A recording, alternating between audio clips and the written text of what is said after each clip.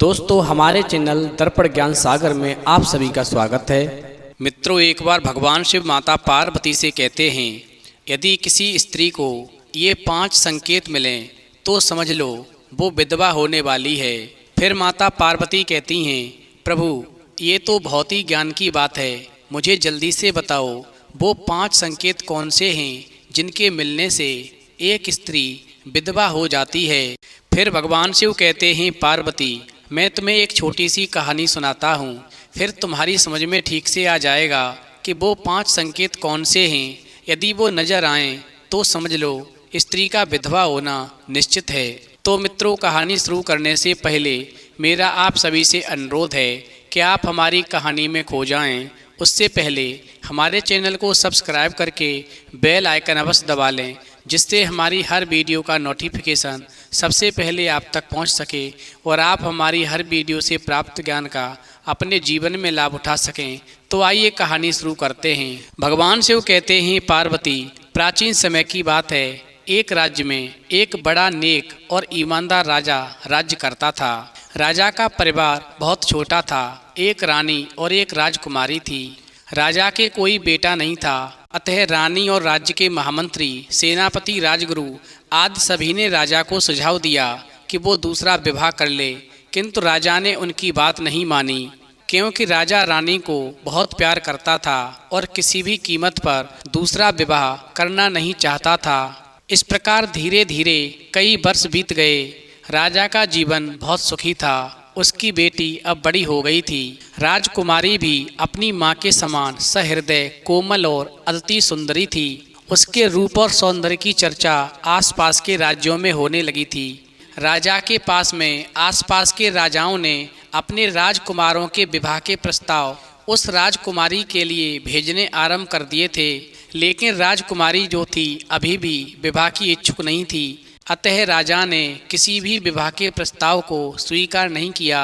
चूँकि राजकुमारी का महल बहुत ही शानदार था, उसके महल के पीछे एक हरा भरा बगीचा था। इस बगीचे में बहुत ही सुंदर सुंदर वृक्ष थे, जिन पर बड़े स्वादिष्ट फल लगते थे। राजकुमारी रोजाना प्रातःकाल अपनी सखियों के साथ में महल के पीछे बगीचे में आ जाती थी और तेज धूप निकलने के पहले तक वहीं रहती थी, और फिर तेज धूप होते ही वो महल में आ जाती थी। बगीचे में टहलना राजकुमारी का सबसे प्रिय शौक था। भगवान शिव कहते हैं, पार्वती राजकुमारी के महल के बगीचे में एक बावड़ी थी। इसका पानी बहुत ही साफ और स्वादिष्ट था। महल के लोग इसी बावड़ी का पानी पीते थे। बगीचे में टहलते टहलते जब राजकुमारी थक जाती थी तो इसी बावड़ी की मुंडेर पर बैठकर के आराम करती थी। एक दिन प्रातःकाल का समय था। राजकुमारी हमेशा की तरह महल के पीछे के बगीचे में टहल रही थी। उसके साथ में उसकी 2 सखियां भी थीं। अचानक राजकुमारी को लगा कहीं आसपास बहुत दुर्गंध है, और फिर उसने अपनी सखियों से दुर्गंध आने की बात कही और बावड़ी की मुंडेर पर आकर बैठ गई। वहीं मुंडेर पर बैठते ही राजकुमारी की तबीयत और खराब हो गई और वो अचेत हो गई। राजकुमारी के अचेत होते ही दोनों सखियां घबरा गईं। उन्होंने किसी तरह राजकुमारी को संभाला और उसे उठाकर के महल के भीतर ले आईं। और फिर महल में आने के बाद में राजकुमारी की एक सेविका ने राजकुमारी के अचेत होने की खबर राजा को दे दी। वहीं राजा उस दरबार में था। उसे जैसे ही राजकुमारी के अचेत होने का समाचार मिला तो वो राजवैद्य को लेकर के राजकुमारी के महल में आ गया, और फिर राजवैद्य ने राजकुमारी का परीक्षण किया।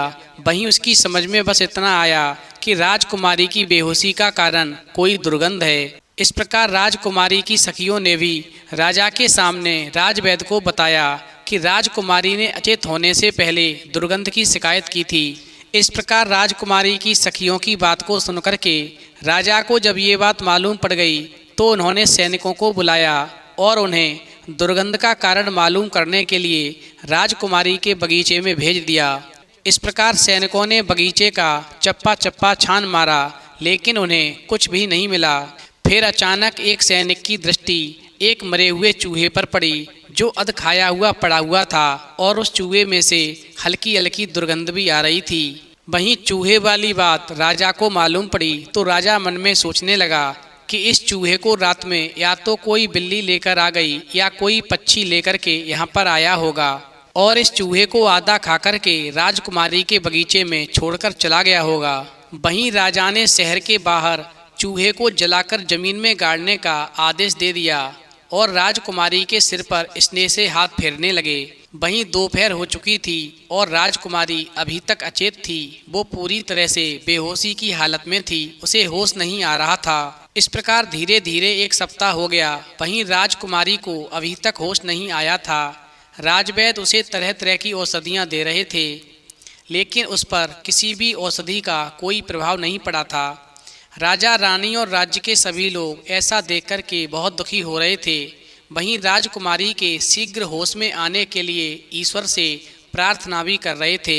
भगवान शिव कहते हैं, पार्वती, इसी तरह एक सप्ताह और बीत गया, लेकिन राजकुमारी को होश नहीं आया। इसी बीच में राजवैद्य ने अपने राज्य के अन्य वैद्यों तथा पड़ोसी राज्यों के वैद्यों को भी बुलाकर उनसे परामर्श किया और राजकुमारी को बहुत ही प्रभावशाली औषधियाँ दीं, लेकिन सभी औषधियाँ बेअसर रहीं। राजा और रानी 2 सप्ताह से राजकुमारी के पास ही बैठे थे। उनसे राजकुमारी की हालत देखी नहीं जा रही थी, क्योंकि राजकुमारी बिना कुछ खाए पिए 2 सप्ताह से अचेत पड़ी हुई थी। इसी तरह धीरे धीरे 1 महीना बीत गया। वहीं राजकुमारी अभी भी अचेत थी, वो होश में नहीं आई थी। राजकुमारी का सुंदर गुलाबी चेहरा धीरे धीरे पीला पड़ने लगा था और आंखों के चारों ओर कालमासी छा गई थी। वहीं राजा, रानी, राजवैद्य और उसके साथी वैद्य जो थे, सभी हिम्मत हार चुके थे। अब सभी को केवल ईश्वर का ही सहारा रह गया था कि ईश्वर ही कोई चमत्कार करे जिससे राजकुमारी को होश आ सकता है। वहीं महामंत्री जो था तुरंत ही अपने स्थान से उठा और राजा के पास पहुंचकर हाथ बांधकर खड़ा हो गया। महामंत्री ने राजा को सुझाव दिया कि वो अपने राज्य में और आसपास के राज्यों में ये डुग्गी पिटवा दें कि जो व्यक्ति राजकुमारी को ठीक कर देगा उसे सोने की 1 लाख मोहरें पुरस्कार में दी जाएंगी और उसी के साथ में राजकुमारी की शादी कर दी जाएगी। इस प्रकार राजा को महामंत्री का ये सुझाव बहुत ही अच्छा लगा। वहीं राजा ने इस सुझाव को और भी आकर्षक बनाते हुए महामंत्री से कहा कि तुम जाकर डुग्गी पिटवा दो। जो व्यक्ति राजकुमारी को ठीक कर देगा उसे आधा राज्य पुरस्कार में दिया जाएगा और राजकुमारी के साथ में उसकी शादी कर दी जाएगी। भगवान शिव कहते हैं, पार्वती, इस प्रकार महामंत्री ने राजा की आज्ञा पाकर अपने राज्य में और आसपास के राज्यों में ये डुग्गी पिटवा दी और पुरस्कार में आधे राज्य की घोषणा भी कर दी। इस प्रकार अगले दिन से ही एक से बढ़कर एक अनुभवी वैद्य जो थे वहाँ पर आने लगे।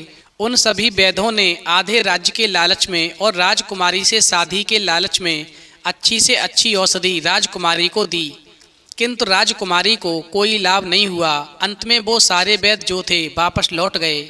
इस प्रकार ये क्रम लगभग 15 दिन तक चलता रहा। एक लंबा समय बीत चुका था। राजकुमारी अभी भी होश में नहीं आई थी, वो अचेत अवस्था में थी। उसकी स्थिति में अंश मात्र भी सुधार नहीं हुआ था। राजा, रानी, महामंत्री, सेनापति, राजवैद्य, राजपुरोहित सभी निराश हो चुके थे। अब राजकुमारी के ठीक होने की कोई आशा नहीं रह गई थी। प्रातःकाल का समय था। अचानक एक सेवक ने राजकुमारी के महल में प्रवेश किया और बताया कि एक परदेसी युवक आया है। उसका दावा है कि वो राजकुमारी को ठीक कर देगा। वहीं राजा को एक आशा की किरण दिखाई दी। इस प्रकार राजा ने अपने एक सैनिक को आदेश दिया कि वो पूरे सम्मान के साथ में उस नवयुवक राजकुमार को महल के अंदर लेकर आए। इस प्रकार सैनिक ने राजा की आज्ञा का पालन किया और नवयुवक को महल के भीतर ले आया। वहीं राजा ने नवयुवक को देखा तो देखता ही रह गया। नवयुवक 20-22 वर्ष की आयु का था। वो राजकुमारों के समान सौम्य और सुंदर था।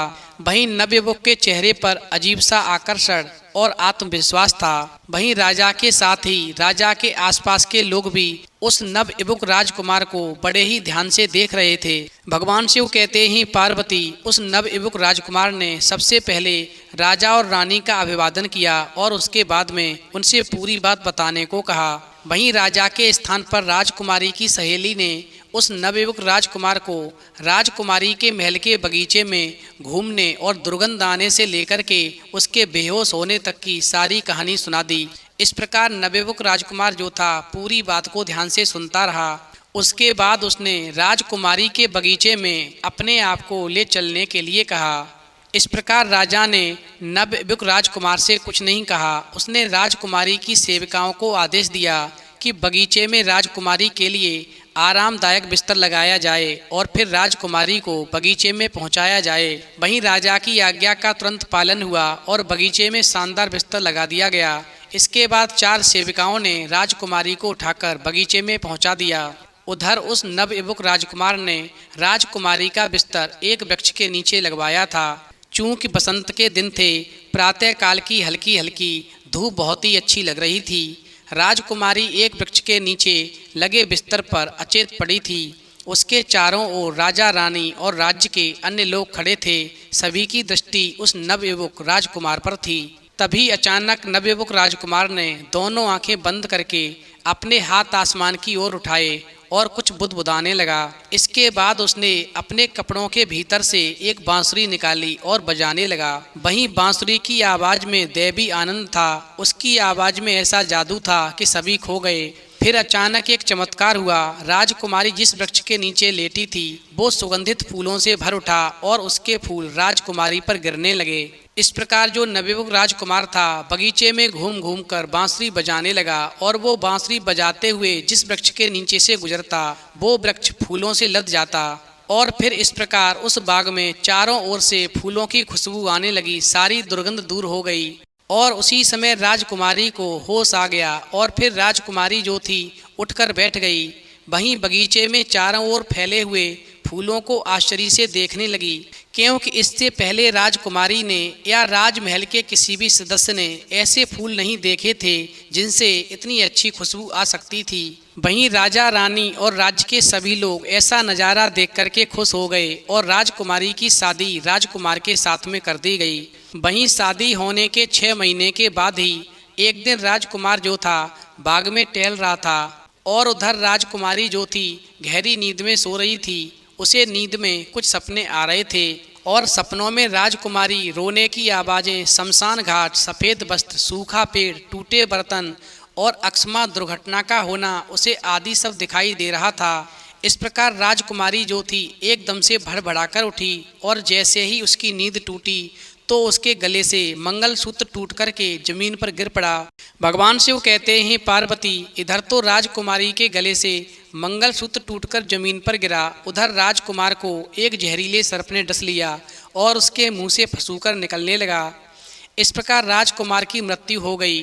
फिर राजकुमार की मृत्यु हो जाने के बाद में जब राजकुमारी विधवा हो गई तो राजा ने उसका भविष्य दिखवाने के लिए विद्वान ब्राह्मणों को बुलवाया। वहीं ब्राह्मणों ने बताया कि राजकुमारी का इतनी कम उम्र में विधवा होना उसके पूर्व जन्म के कर्मों का फल है, क्योंकि राजकुमारी ने पूर्व जन्म में इस राजकुमार को छोड़कर इसे धोखा देकर दूसरे राजकुमार के साथ में शादी कर ली थी और इसीलिए इस जन्म में राजकुमार और राजकुमारी का पुनः मिलन हुआ और इस प्रकार अब राजकुमार इस राजकुमारी को अधवर में धोखा देकर चला गया और अब जाकर उसकी आत्मा को शांति मिली है। तो मित्रों, यदि कभी किसी स्त्री को ये 7 संकेत नजर आए तो समझ लो वो स्त्री विधवा हो सकती है और यदि समय रहते कुछ उपाय कर लिए जाएं तो इस संकट से निकला जा सकता है। वहीं माता पार्वती कहती हैं, प्रभु वो कौन से उपाय हैं जो स्त्री को विधवा होने से बचा सकते हैं। फिर भगवान शिव कहते हैं, पार्वती यदि किसी स्त्री को इस प्रकार के संकेत मिलें जो उसे विधवा बना सकते हैं तो उस स्त्री को तुलसी की रोजाना पूजा करनी चाहिए और दीपक जलाना चाहिए, साथ ही महामृत्युंजय मंत्र का जाप करना चाहिए। ऐसा करने से पति की उम्र में वृद्धि होती है और आया हुआ संकट टल जाता है। तो मित्रों, यदि आपको कहानी पसंद आई हो तो प्लीज़ आप हमारे चैनल को सब्सक्राइब करें और भगवान शिव और पार्वती के लिए एक लाइक करना बिल्कुल न भूलें।